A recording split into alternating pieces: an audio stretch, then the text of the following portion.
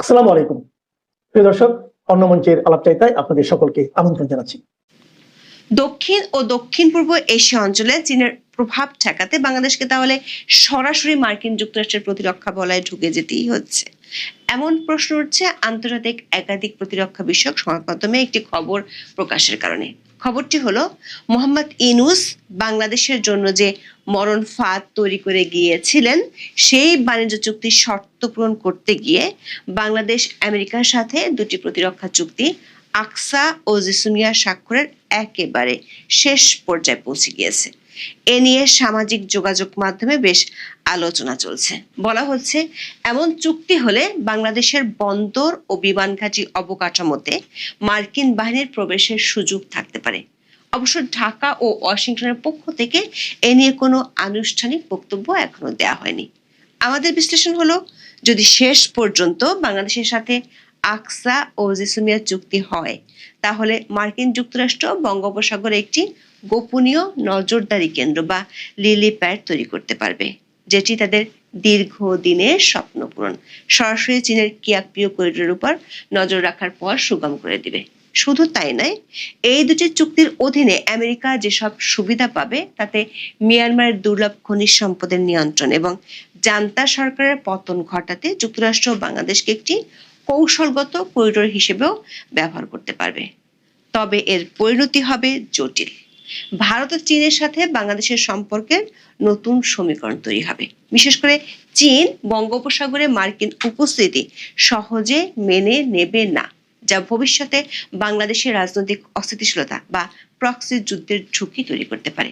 প্রশ্ন হলো, 4 বছরের বেশি সময় ধরে আলোচনা ঝুলিয়ে রেখে যেখানে আওয়ামী লীগ সরকার ও শেখ হাসিনা যুক্তরাষ্ট্রকে এই চুক্তি দুটিতে না বলে দিয়েছিলেন, সেখানে বিএনপি সরকার কেন এই চুক্তি দুটি করার দিকে ঝুঁকছে, যেটি বাংলাদেশকে বৃহৎ পরাশক্তিগুলোর সামরিক পুতুল বা বেজস্টেটে পরিণত হওয়ার ঝুঁকিতে ফেলে দিতে পারে?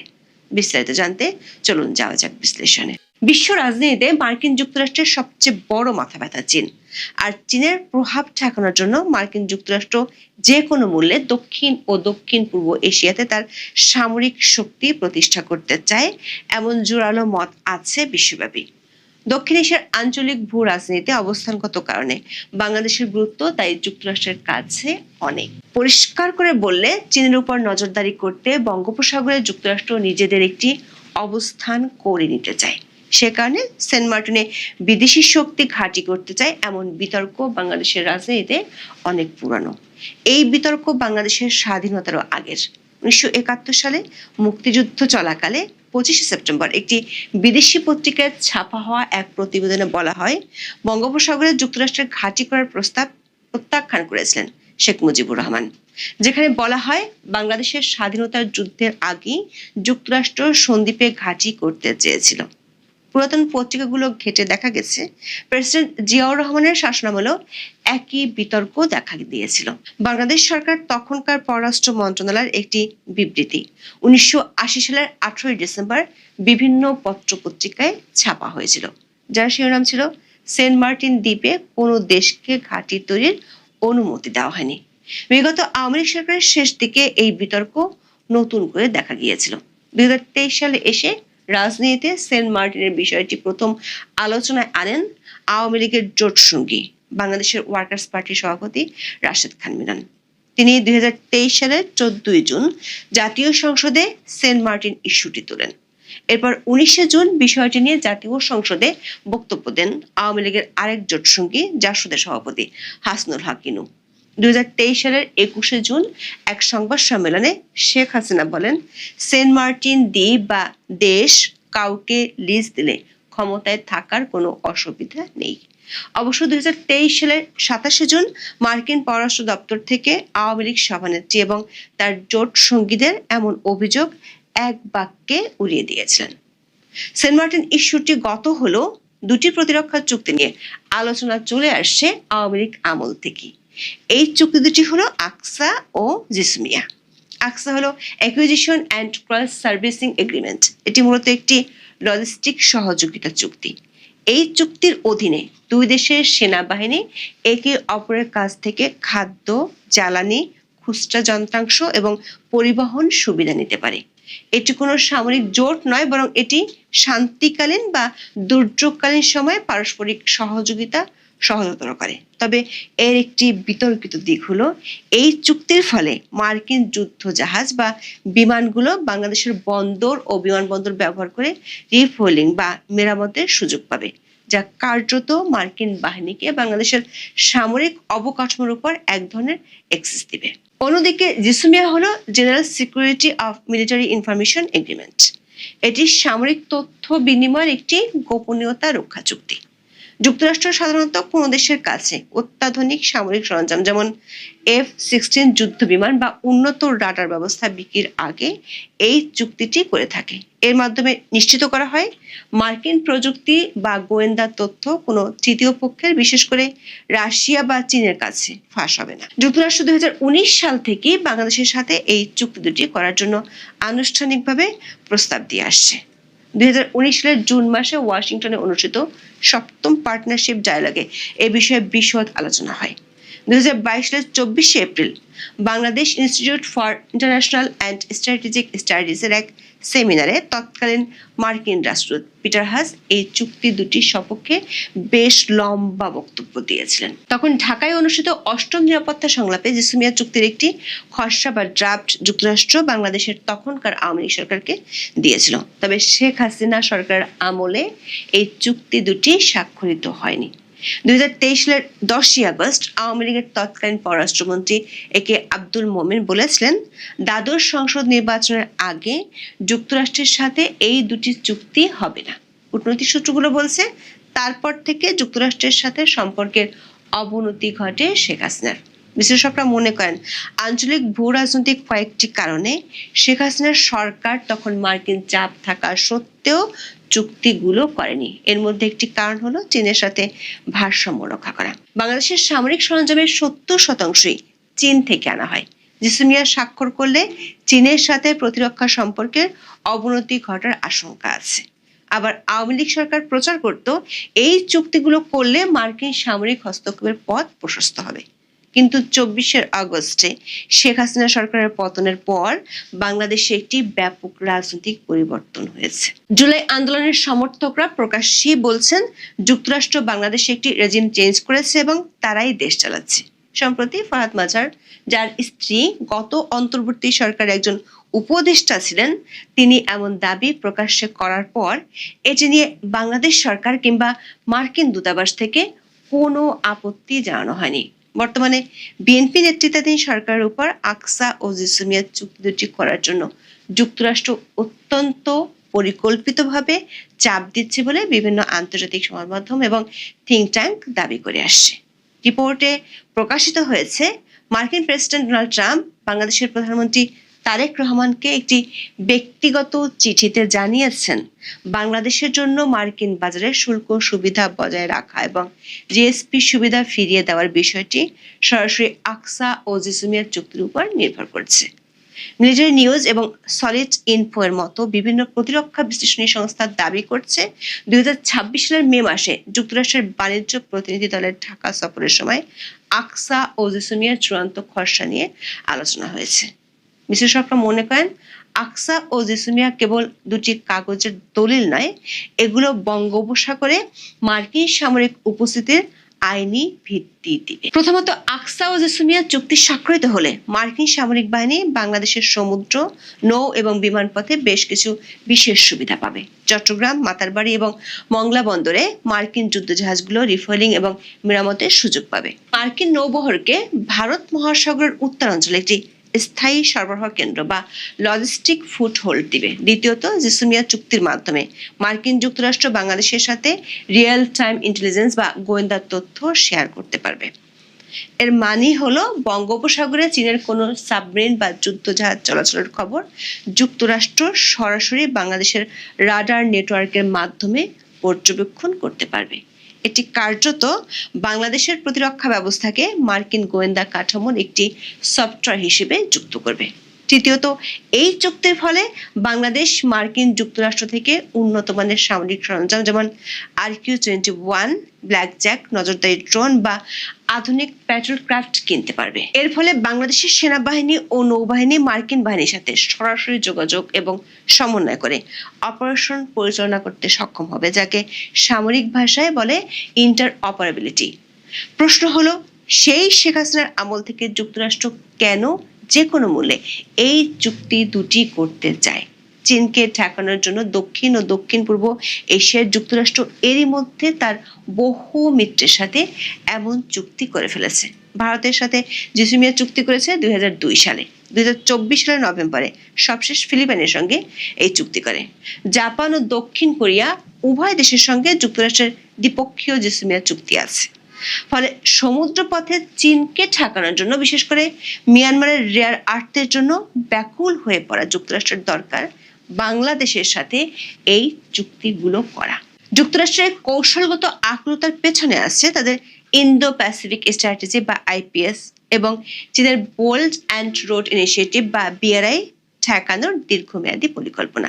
এই পরিকল্পনা সফল করতে যুক্তরাষ্ট্রের যে এত উঠে পড়ে লাগা, তার পেছনে আছে তিনটি কারণ। প্রথমত, চীন তাদের জ্বালানি আমদানির জন্য মালাক্কা প্রণালীর বিকল্প হিসেবে মিয়ানমারের কিয়াকপিউ থেকে কুনমিং পর্যন্ত একটি বিশাল পাইপলাইন ও রেল করিডোর তৈরি করেছে। এই করিডোরটি বঙ্গোপসাগর হয়ে যায়। বাংলাদেশ যদি আকসা ও জিসমিয়া সই করে, তবে যুক্তরাষ্ট্র সরাসরি এই করিডোরের প্রবেশ মুখে তার সামরিক প্রভাব বলয় তৈরি করতে পারবে, যা চীনের জন্য একটি বিশাল মাথা ব্যথার কারণ হবে। দ্বিতীয়ত, ভারত মহাসাগরে চীনের স্ট্রিং অফ পার্লস কৌশলের অংশ হিসেবে বঙ্গোপসাগর এবং মিয়ানমারের কোকো আইল্যান্ডে চীনের যে নজরদারি ব্যবস্থা রয়েছে, তাকে প্রতিহত করতে যুক্তরাষ্ট্রের জন্য বাংলাদেশ হলো সবচেয়ে আদর্শ জায়গা। যুক্তরাষ্ট্র বাংলাদেশের চট্টগ্রাম ও মাতারবাড়িতে সফট বেস বা লিলিপ্যাড স্থাপনের মাধ্যমে চীনের এই মুক্তার মালার বিপরীতে নিজস্ব একটি প্রতিরক্ষা বলয় তৈরি করতে চায়। সবশেষ কারণ, যেটি হলো একটি অত্যন্ত গুরুত্বপূর্ণ এবং স্পর্শকাতর বিষয়, মিয়ানমারের দুর্লভ খনিজ সম্পদ বা রেয়ার আর্থ এলিমেন্টস, সংক্ষেপে যাকে বলা হয় RE। মিয়ানমার বর্তমানে বৈশ্বিক খনিজ রাজনীতির একটি কেন্দ্রবিন্দুতে পরিণত হয়েছে। মিয়ানমার বিশ্বের তৃতীয় বৃহত্তম রেয়ার আর্থ উৎপাদনকারী দেশ, যা 2024 সালে প্রায় 31,000 মেট্রিক টন খনিজ উৎপাদন করেছে। এই খনিজগুলো যেমন ডিসপ্রোসিয়াম ও টারবিয়াম ইলেকট্রনিক গাড়ির ব্যাটারি, স্মার্টফোন এবং সবচেয়ে গুরুত্বপূর্ণভাবে অত্যাধুনিক ক্ষেপণাস্ত্র ও সামরিক প্রযুক্তির জন্য অপরিহার্য। বর্তমানে মিয়ানমারের প্রায় সব খনিজ সম্পদ চীনের ইউনান প্রদেশে প্রক্রিয়াজাত হয়, যার ফলে যুক্তরাষ্ট্র এই সরবরাহ চেইনে চীনের উপর নির্ভরশীল হয়ে পড়েছে। মিয়ানমারের কাচিন রাজ্যের খনিজ সমৃদ্ধ এলাকাগুলো এখন মূলত জান্তা সরকারের হাতছাড়া হয়ে বিদ্রোহী গোষ্ঠী কাচিন ইন্ডিপেন্ডেন্স আর্মি বা KIA এর নিয়ন্ত্রণে চলে গেছে। যুক্তরাষ্ট্র বর্তমানে জান্তা সরকারের বিকল্প হিসেবে এই বিদ্রোহী গোষ্ঠীগুলোর সাথে যোগাযোগ বাড়াতে চাইছে, যাতে সরাসরি খনিজ সম্পদ সংগ্রহ করা যায় এবং চীনের একাধিপত্য খর্ব করা যায়। প্রশ্ন হলো, বাংলাদেশ কিভাবে এই প্রক্রিয়ায় ব্যবহৃত হতে পারে? যদি বাংলাদেশের সাথে আকসা ও জিসমিয়া চুক্তি স্বাক্ষরিত হয়, তবে যুক্তরাষ্ট্র বাংলাদেশের ভূখণ্ডকে মিয়ানমারের বিদ্রোহী গোষ্ঠীগুলোর জন্য একটি লজিস্টিক করিডোর হিসেবে ব্যবহার করতে পারবে। দর্শক, আপনাদের হয়তো মনে আছে, মোহাম্মদ ইউনূসের আমলে রাখাইন মানবিক করিডোর ইস্যুতে পুরো বাংলাদেশে বেশ হইচই পড়ে গিয়েছিল, কিন্তু বাংলাদেশ সেনাবাহিনীর চরম আপত্তির মুখে ইউনূস সরকার ও তার সে সময়ের জাতীয় নিরাপত্তা উপদেষ্টা খলিলুর রহমানকে করিডোর দেওয়ার চিন্তা থেকে সরে আসতে হয়েছিল। এই খলিলুর রহমান এখন বিএনপি সরকারের পররাষ্ট্রমন্ত্রী। আকসা ও জিসমিয়া চুক্তি হলো মানবিক সহায়তার আড়ালে যুক্তরাষ্ট্র মিয়ানমারের বিদ্রোহীদের ড্রোন, গোয়েন্দা তথ্য এবং অন্যান্য লজিস্টিক দিতে পারবে। সমালোচকরা বলছেন, যুক্তরাষ্ট্র মূলত মিয়ানমারের সংঘাতকে ব্যবহার করে চীনকে অর্থনৈতিক ও কৌশলগতভাবে কোণঠাসা করতে চায় এবং এক্ষেত্রে বাংলাদেশকে তারা একটি ফ্রন্টলাইন স্টেট হিসেবে ব্যবহার করার চেষ্টা করছে। আর এই চেষ্টার সবচেয়ে বড় হাতিয়ার হবে আকসা ও জিসমিয়া চুক্তি। ভূ রাজনৈতিক অবস্থান বিবেচনা করলে বাংলাদেশ এখন একটি কৌশলগত আটকা বা স্ট্র্যাটেজিক ইন্টারাপমেন্ট পরিস্থিতির সম্মুখীন। একদিকে মার্কিন যুক্তরাষ্ট্রের বিশাল বাণিজ্যিক বাজার ও শুল্ক সুবিধার প্রলোভন, অন্যদিকে চীনের সাথে গভীর অর্থনৈতিক ও সামরিক সম্পর্ক, এই দুইয়ের মাঝে ভারসাম্য রক্ষা করা বাংলাদেশের জন্য এক কঠিন পরীক্ষা। এই চুক্তিগুলো হলে বাংলাদেশ সরাসরি কোনো মার্কিন সামরিক জোটে অন্তর্ভুক্ত না হলেও প্রকান্তরে মার্কিন প্রতিরক্ষা বলার একটি অংশে পরিণত হবে। আকসা ও জিসুমিয়া চুক্তি স্বাক্ষরিত হলে বাংলাদেশের সামরিক বাহিনী হয়তো আধুনিকায়ন হবে, কিন্তু দীর্ঘমেয়াদে দেশটি একটি বৃহৎ পরাশক্তির সামরিক ক্রীড়ানক বা বেজ স্টেটে পরিণত হওয়ার ঝুঁকিতে থাকবে। এখন এ পর্যন্ত, সবাই ভালো থাকুন। ইতিহাসের চাকা কখনো থমকে থাকে না। আজ 17 মে বাংলার ইতিহাসে এক অবিস্মরণীয় দিন, শেখ হাসিনার স্বদেশ প্রত্যাবর্তন দিবস। 1981 সালের এই দিনে স্বজন হারানোর সীমাহীন বেদনা বুকে চেপে সব বাধা বিপত্তি উপেক্ষা করে প্রিয় মাতৃভূমিতে এসেছিলেন জাতির পিতা বঙ্গবন্ধু শেখ মুজিবুর রহমানের কন্যা শেখ হাসিনা। সেদিন আকাশ ভেঙে বৃষ্টি নেমেছিল, প্রকৃতি অঝরে কেঁদেছিল, যেন সেই কান্না ছিল দীর্ঘদিনের পরাধীনতা আর শোকের অবসান। বাংলার মানুষ সেদিন পেয়েছিল তাদের আশার আলো, গণতন্ত্রের নতুন দিশারি। কিন্তু আজ 2026 সালে দাঁড়িয়ে যখন আমরা পেছনের দিকে তাকাই, তখন প্রশ্ন জাগে, শেখ হাসিনাই কেন বাংলাদেশের উন্নয়নের একমাত্র কাণ্ডারি? কেন আজ শেখ হাসিনাহীন বাংলাদেশ দিশেহারা? কেন সাধারণ মানুষ আবার তার ফেরার প্রতীক্ষা করছে? আজ আমরা বিশ্লেষণ করব শেখ হাসিনার সেই জাদুকরী নেতৃত্ব, যা তলাবিহীন ছুরির অপবাদ ঘুচিয়ে বাংলাদেশকে বিশ্বের দরবারে এক অনন্য উচ্চতায় নিয়ে গিয়েছিল। আর আপনাদের সঙ্গে আছে আমি সাজ্জাদ কাদির। আশা করব আপনারাও শেষ পর্যন্ত এই ভিডিওর সাথে থাকবেন। শেখ হাসিনার নেতৃত্বাধীন 1996 থেকে 2001 এবং 2009 থেকে 2024 এই সময়কাল ছিল বাংলাদেশের অবকাঠামোগত নির্মাণের স্বর্ণযুগ। গত 16 বছরে বাংলাদেশে যা ঘটেছে তা আগে কেউ কল্পনাও করতে পারেনি। পদ্মা সেতু, এটি কেবল ইট পাথরের সেতু নয়, এটি আমাদের আত্মমর্যাদার প্রতীক। নিজস্ব অর্থায়নে নির্মিত 6.15 কিলোমিটার দীর্ঘ এই সেতু দক্ষিণ পশ্চিমাঞ্চলের 21টি জেলাকে সরাসরি সংযুক্ত করে অর্থনীতির চাকা বদলে দিয়েছে। এর সুবিধাভোগী আমি নিজেও। মেট্রো রেল ও এলিভেটেড এক্সপ্রেসওয়ে, ঢাকার যানজট নিরসনে আধুনিক মেট্রো রেল এবং দ্রুত গতির এলিভেটেড এক্সপ্রেসওয়ে যাতায়াতে এনেছে বৈপ্লবিক পরিবর্তন। বঙ্গবন্ধু টানেল, দক্ষিণ এশিয়ার প্রথম নদীর তলদেশ দিয়ে নির্মিত এই টানেল চট্টগ্রামকে দিয়েছে ওয়ান সিটি টু টাউন এর গরিমা। রূপপুর পারমাণবিক বিদ্যুৎ কেন্দ্র, বাংলাদেশকে পারমাণবিক ক্লাবের সদস্য করার মাধ্যমে দীর্ঘমেয়াদী জ্বালানি নিরাপত্তা নিশ্চিত করেছেন তিনি। এগুলো কেবল প্রকল্প নয়, এগুলো ছিল এক একটি উন্নত রাষ্ট্রের স্বপ্ন। কিন্তু বাংলাদেশের মতো নেতৃত্বহীন একটা দেশে এত এত বড় বড় প্রকল্প কই? আমরা বাকি সময়, এই যে 55 বছরের স্বাধীন বাংলাদেশে বাকি সময় তো আরো শাসক ছিলেন, আমরা তাদের হাতে তো পাইনি। বঙ্গবন্ধু আমাদের স্বাধীনতা দিয়েছেন, কিন্তু তাকে এগুলো করতে সুযোগ দেওয়া হয়নি। 3.5 বছরের মধ্যে তাকে হত্যা করে পৃথিবী থেকে বিদায় করে দেওয়া হয়েছে। কিন্তু বঙ্গবন্ধুর হাত দিয়ে স্বাধীন বাংলাদেশের সবকিছুর গোড়াপত্তন হয়েছিল। কেবল শুভ সূচনা করে তিনি কাজ করবেন, কিন্তু তার আগেই তাকে হত্যা করে পৃথিবী থেকে বিদায় করে দেওয়া হয়েছিল। যার কারণে আমরা তার কন্যার হাতে, বঙ্গবন্ধু যেগুলো শুরু করেছিলেন, তার কন্যা শেখ হাসিনা সেগুলো এক ভিন্ন রকম উচ্চতায় নিয়ে গেছেন। শেখ হাসিনা কেবল কংক্রিটের উন্নয়ন করেননি, তিনি কাজ করেছেন মানুষের হৃদয় নিয়ে।